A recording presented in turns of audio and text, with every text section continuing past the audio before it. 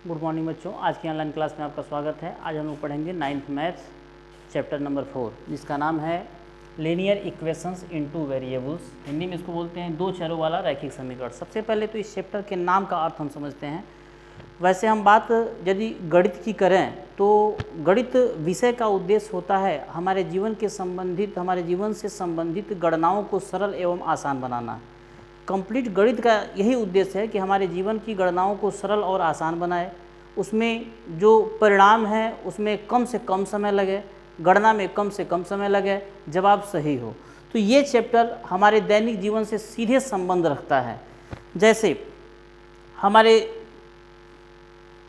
जो है कि व्यवहार में ऐसी समस्याएं आएँ, जैसे कि कह दिया जाए x और y का योगफल 12 है। x और y का योगफल 12 है। यह एक लंबा वाक्य है, लेकिन इसी को हम गणितीय संकेत के रूप में व्यक्त करें तो इसको लिखते हैं x + y = 12। ये एक लंबा सा वाक्य था जो कहने के लिए था x और y का योगफल 12 है। इतने लंबे वाक्य को इतने छोटे संकेत में व्यक्त किया जा सकता है। इसी तरह से हम कहें x का मान y के 3 गुने के बराबर है। x का मान y के 3 गुने, गुने का मतलब गुणा, 3 गुने के बराबर है। तो यह भी एक लंबा सा वाक्य था कि x का मान y के 3 गुने के बराबर है। तो इतने लंबे वाक्य को एक छोटे से गणितीय संकेत x = 3y के रूप में रिप्रेजेंट किया जा सकता है। इसी तरह से हम कहें x और y का अंतर 7 है, तो x और y का अंतर मतलब होता है घटाना, 7 है = 7। तो ये हो गया। इस तरह से हमारे जीवन में इस तरह के वाक्य आए, गणितीय वाक्य आए, तो उनको हम लंबे वाक्य में न प्रदर्शित करके इस छोटे से संकेत के रूप में प्रदर्शित कर सकते हैं। अब आते हैं हम अपने चैप्टर पे। यदि हम बात करें दो चर वाले रैखिक समीकरणों के पहचान की, तो इस नाम में ही इसका पहचान रखा हुआ है। कहा जा रहा है दो चर।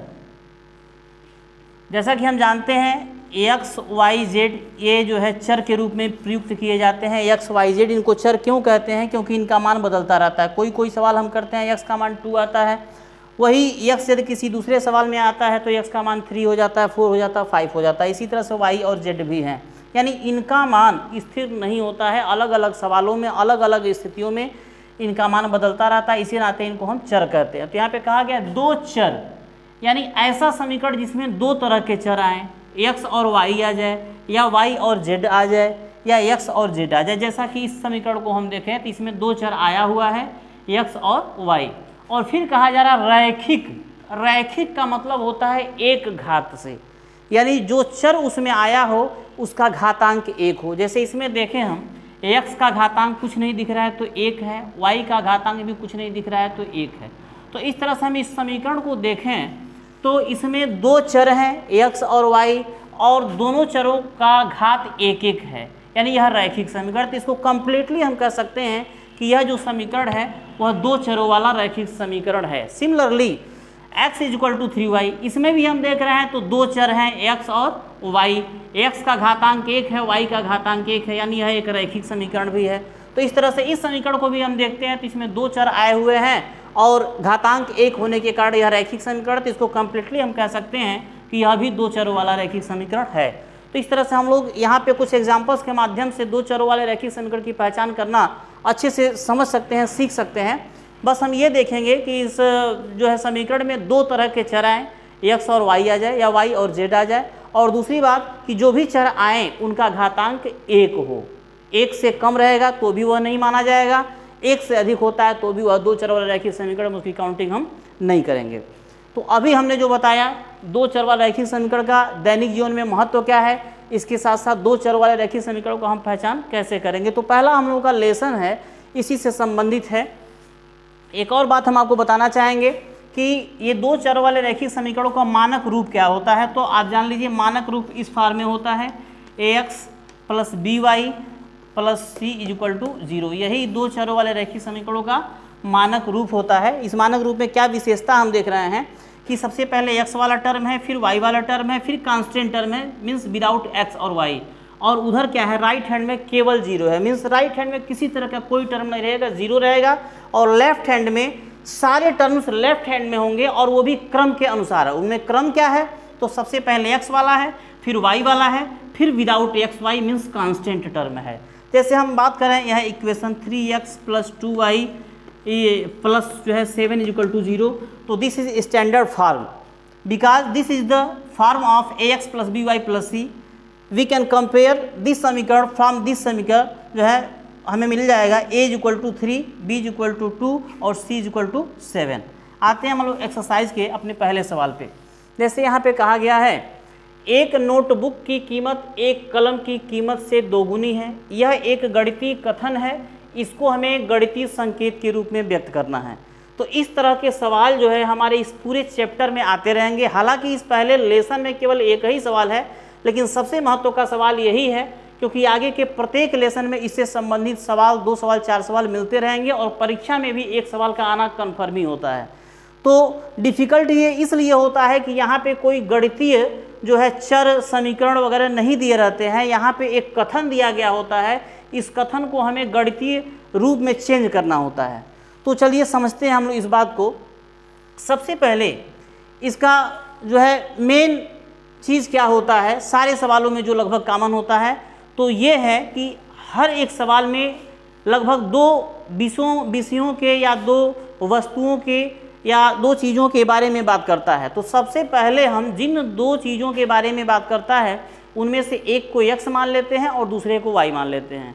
ये इस चैप्टर के जो भी इबारती वाले प्रश्न होंगे उन इबारती वाले प्रश्नों में यह कॉमन बात है कि हमेशा 2 लोगों के बारे में बात करेगा। तो सबसे पहला लाइन हम लोगों का होता है मानने का। पहले को हम x मान लेते हैं और दूसरे को y मान लेते हैं। जैसे हम इसी सवाल की बात करें तो एक नोटबुक की कीमत और एक कलम की कीमत, तो इसमें जो 2 लोगों की बात कर रहा है नोटबुक की कीमत और कलम की कीमत। तो सबसे पहले हम मानेंगे कि हम लोग पहला का सॉल्व कर रहे हैं। माना एक नोटबुक की कीमत बराबर x रुपये और दूसरी बात एक कलम की कीमत बराबर y रुपये। तो बाबू ये जब भी इबारती वाले प्रश्न आएंगे तो सबसे जो पहला स्टेप होगा यही होगा। जिन 2 लोगों की बात करेगा उसमें से एक को हम x मान लेंगे और दूसरे को y मान लेंगे। अब प्रश्न में कुछ कंडीशंस दिए गए होंगे, उन कंडीशंस के हिसाब से इस पूरे वाक्य को हम गणितीय संकेत के रूप में बदलेंगे। उस कंडीशन को हम ऐसे लिख सकते हैं शर्तानुसार, इसलिए शर्तानुसार भी लिख सकते हैं, प्रश्नानुसार भी लिख सकते हैं। प्रश्नानुसार देखें यही जो है लाइन महत्वपूर्ण है। क्या कहा गया है, एक नोटबुक की कीमत, जिसको हमने एक नोटबुक की कीमत x माना, यहाँ पे हम लिखते हैं x। यह क्या चीज़ है, तो जवाब है एक नोटबुक की कीमत। फिर से एक कलम की कीमत, एक कलम की कीमत को हमने माना है y। अब प्रश्न के अकॉर्डिंग क्या कह रहा है, दोनों में क्या रिलेशन दे रहा है, तो कहा जा रहा है एक नोटबुक की कीमत यानी x कलम की कीमत यानी y से दोगुनी है। मीन्स इसका मतलब ये हुआ कि x y का 2 गुना है, x y का 2 गुना, गुना मीन्स गुणा, 2 का गुणा है। तो ये हो गया इस गणितीय कथन का जो है गणितीय संकेत के रूप में निरूपण। तो यही आपका पहला प्रश्न का जो है जवाब हो जाएगा। अब हम दूसरे प्रश्न की बात करें तो इसमें लिखा जा रहा है निम्न रैखिक समीकरणों को ax + by + c बराबर 0 यानी मानक रूप के रूप में व्यक्त कीजिए और वहाँ से ABC का मान कन्फर्म कीजिए। तो चलिए हम देखते हैं, क्रम से सारे सवालों को देखते हैं। दूसरे का पहला सवाल जो इक्वेशन क्या दिया हुआ है 2x + 3y = 9.35 पे वार। अब देखते हैं इसको,